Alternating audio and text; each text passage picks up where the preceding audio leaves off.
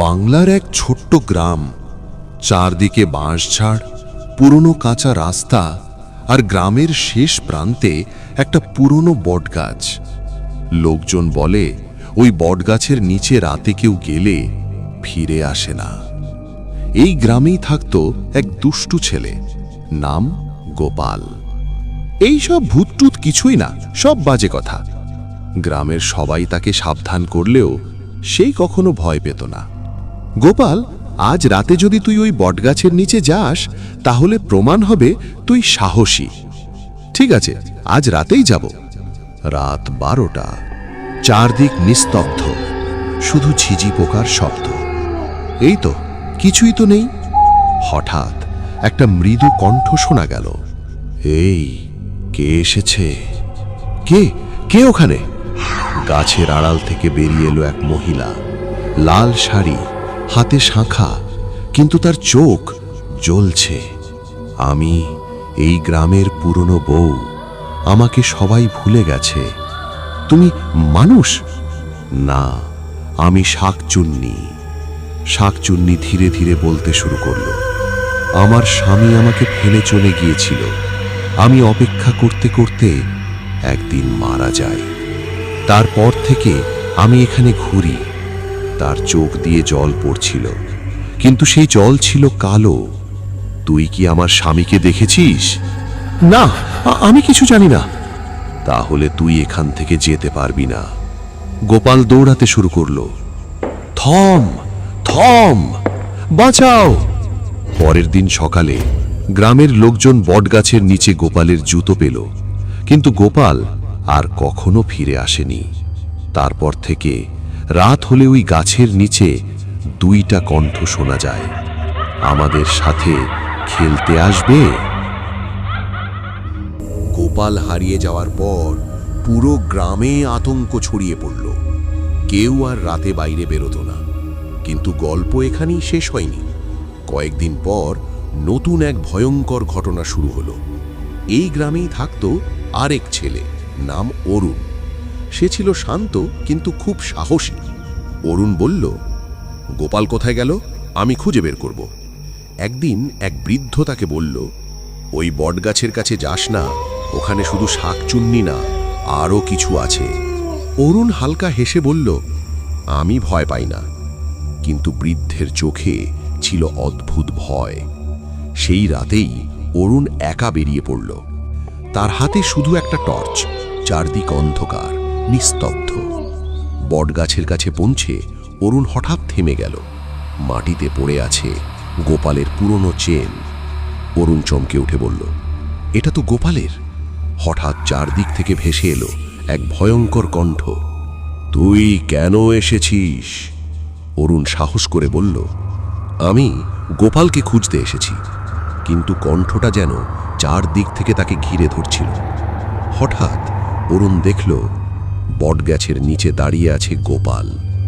গোপাল ধীরে ধীরে হাসতে হাসতে বলল, তুই এসেছিস, ভালো করেছিস। অরুণ কাঁপা গলায় বলল, গোপাল তুই বেঁচে আছিস? কিন্তু গোপালের চোখ ছিল সম্পূর্ণ কালো। হঠাৎ শাকচুন্নির কণ্ঠ শোনা গেল, এবার তুইও আমাদের সাথে থাকবি। গোপাল আর শাকচুন্নি দুজনেই ধীরে ধীরে অরুণের দিকে এগোতে লাগলো। অরুণ চিৎকার করে উঠল, না, আমি এখানে থাকব না। সে দৌড়াতে শুরু করল, কিন্তু হঠাৎ গাছের শিকড় তার পা আটকে দিল। সে মাটিতে পড়ে গেল। পরের দিন সকালে গ্রামের লোকজন আবার বটগাছের নিচে কিছু পেল। এইবার 2 জোড়া জুতো। কিন্তু অরুণ, সেও আর কখনো ফিরে আসেনি। এখন যদি কেউ রাতে ওই পথে যায়, 3টে কণ্ঠ শোনা যায়, এসো আমাদের সাথে খেলো। অরুণ আর গোপাল হারিয়ে যাওয়ার পর পুরো গ্রাম যেন আরও নিস্তব্ধ হয়ে গেল। মানুষজন বিশ্বাস করতে শুরু করল বটগাছের অভিশাপ এখনো শেষ হয়নি। সন্ধ্যা নামলেই সবাই ঘরের দরজা জানালা বন্ধ করে দেয়। গ্রামের রাস্তাগুলো খালি পড়ে থাকে, শুধু বাতাসের শব্দ শোনা যায়। এই গ্রামেরই আরেকজন ছিল অরুণের ছোট বোন মীরা। দাদার হঠাৎ হারিয়ে যাওয়া সে কিছুতেই মেনে নিতে পারছিল না। তার মনে হচ্ছিল অরুণ এখনো কোথাও আছে, বেঁচে আছে। একদিন অরুণের ঘর গুছাতে গিয়ে মীরা খুঁজে পেল একটা পুরনো ডায়েরি। ডায়েরির শেষ পাতায় কাঁপা হাতে লেখা, বটগাছটার নিচে কিছু আছে, ওরা আমাকে ডাকছে, যদি আমি ফিরে না আসি। এই লেখা পড়ে মীরার বুক ঠান্ডা হয়ে গেল। সে দৌড়ে গেল গ্রামের পুরোহিতের কাছে। সব কথা শুনে পুরোহিত অনেকক্ষণ চুপ করে থাকলেন। তারপর নিচু গলায় বললেন, ওই বটগাছের নিচে বহু বছর আগে 3টে আত্মা বন্দী হয়েছিল। কেউ যদি তাদের জাগিয়ে তোলে, তারা আর কাউকে ছাড়ে না। মীরা কাঁপা গলায় জিজ্ঞেস করল, দাদাকে ফিরিয়ে আনার কোনো উপায় নেই? পুরোহিত ঘরের ভেতর থেকে একটা পুরনো প্রদীপ বের করলেন। প্রদীপটার কাঁচ লাল রঙের। তিনি বললেন, এটা রক্তের প্রদীপ, এটা জ্বালাতে পারলে লুকানো সত্য দেখা যায়। সেই রাতেই মীরা একা রওনা দিল বটগাছের দিকে।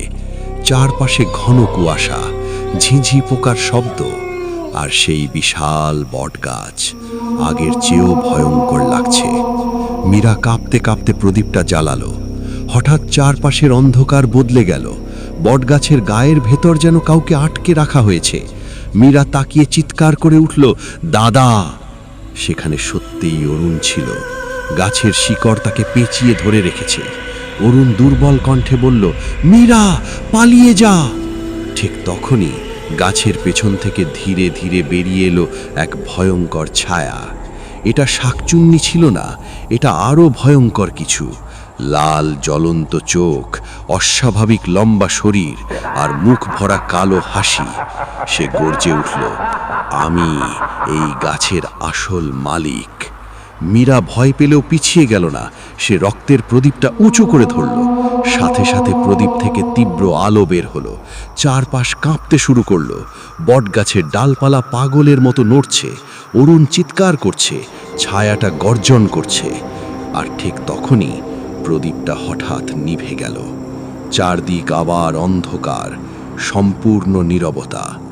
তারপর মীরার ঠিক পেছন থেকে একটা ঠান্ডা কণ্ঠ ভেসে এলো, এবার তুইও আমাদের সাথে থাকবি।